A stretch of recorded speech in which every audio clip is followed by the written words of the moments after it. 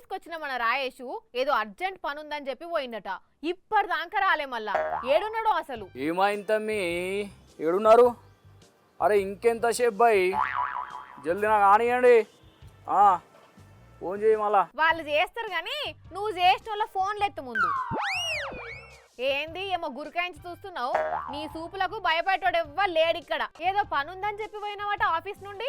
ఏడ తిరుగుతున్నావు రాకుంటా? అరే వస్తా బాయ్, చిన్న పని మీద వచ్చినా. ఏం పని అయ్యా గంతగన మూటలు కట్టేది? ఒక్క నిమిషం ఆగు, ఫోన్ వస్తుంది. చెప్పుతామి, ఏమేమున్నాయా ఇంట్లో? ఏం లేవన్నా, ఇంట్లో అంతా ఖాళీగా ఉన్నది. అరే మంచిగా చూడండి తమ్మి, ఏది దొరుకుతుంది పట్టుకరండి. అన్నా 2 ఎలకలు ఒక పిల్లి తిరుగుతున్నదన్నా. అరే ఇంకేం తమ్మి, సూపర్. ఆ ఎలుకలను పట్టుకొని రండి. మళ్ళా పైసలు కడితేనే ఎలుకలను వాపస్ ఇచ్చుడు, లేకుంటే లేదా. పైసలు ఇస్తే ఎలుకలు పిల్లలు వాపస్ ఇస్తావా? అసలు ఏం చేస్తున్నావు నువ్వు? రికవరీ పార్ట్ టైం గా లోన్ రికవరీ ఏజెన్సీ నడుపుతున్నా. లోన్ రికవరీలో భాగంగా ఎలుకలు పట్టుకపోతారా ఎవరన్నా? ఈఎంఐ కట్టకపోతే ఏదైనా తీసుకుపోతాం భయ్. మనం గొర్రెలు, మేకలు, తలుపులు, కిటికీలు ఏదైనా పట్టుకపోతాం.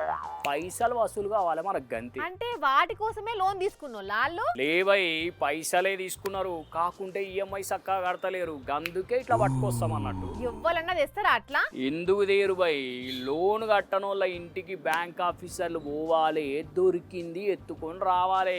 ఇప్పుడు ఇదే ట్రెండ్ నడుస్తున్నది. ఏ ఊకో, బ్యాంక్ వాళ్ళు ఎందుకు అట్లా చేస్తారు? అరే ఖమ్మం జిల్లా కూసుమంచిల్లో ఉన్న డిసిసిబి బ్యాంక్ వాళ్ళు ఏం చేసిండ్రో ఎరికారు? ఏం చేసిర్రు? కోరిల తండాలు ఉండే బానోత్ లింగా అనే అన్న బ్యాంకు కించి 50,000 రూపాయలు లోన్ తీసుకొని పానం మంచిగా లేక 6 నెలల సంది ఈఎంఐ కడతలేడట. అందుకని బ్యాంకు మేనేజర్ ఎంప్లాయీస్ని ఎంటేసుకొని పోయి మరి మూడు గొర్రెలను పట్టుకొచ్చిండట అప్పు కింద, తెలుసా? గొర్రెలనా? అరే అంతకు ముందు ఉమ్మడి వరంగల్ జిల్లాల ఒక బ్యాంక్ వాళ్ళు ఒక ఆయన అప్పు కట్టలేదని చెప్పి ఇంటికి పోయి దర్వాజాలు ఎత్తుకొచ్చారు. ఇంకొకడ ఇంటి ముంగట కూర్చొని వంట వార్పు చేసుకుంటాను, పైసలు కడితేనే ఇడికెంచి కదులుతామని చెప్పారు బ్యాంక్ వాళ్ళు.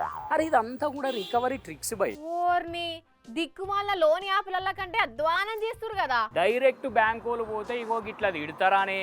మనం ఈ దందా షురూ చేసినాం, ఏజెన్సీ పెట్టుకున్నాం. ఇప్పుడు ఏమంటే మనం బ్యాంకుల కాడికి పోయి గిది ముచ్చట అని మాట్లాడతాం.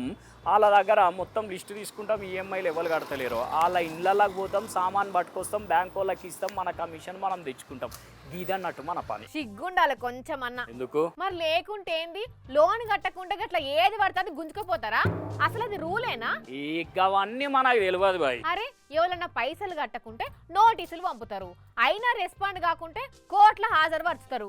కానీ ఇట్లా రికవరీ పేరుతోటి ఏ దొరుకుతుంది పట్టుకపోడేంది చెండాలంగా. అరే అట్లా కాదు బాయ్, కట్టండి అని అడిగితే ఎవరు కడతారు చెప్పు? మరి అసొంటప్పుడు ఎందుకు ఇచ్చినట్టు? ఇది మంచిగున్నది బిజినెస్, ఇది గదంతా నాకు తెలియదు. చక్కగా నడువు అడికెంచు నువ్వు.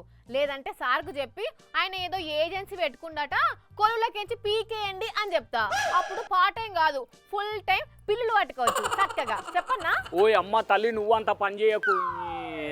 ఏది చక్కగా చేసుకొనియావు కదా నన్ను. కానీ ఏం ఆలోచన చేస్తుర్రో ఏందో ఈ మధ్యన కొందరు బ్యాంక్ వాళ్ళు. సరే వాళ్ళ పైసలు వాళ్ళు వసూలు చేసుకున్నాడు తప్పు కాదేమో, కానీ దానికి ఒక తరిక ఉంటది కదా నుల్లా. గిట్ల ఇండ్ల మీదకి వచ్చి ఏది పడుతుంది ఎత్తుకపోడు, ఇంటి ముంగట కూర్చొని వంటలు చేసుకునేందో కదా. అంత తిక్క పనులు కాకుంటే ఛీ.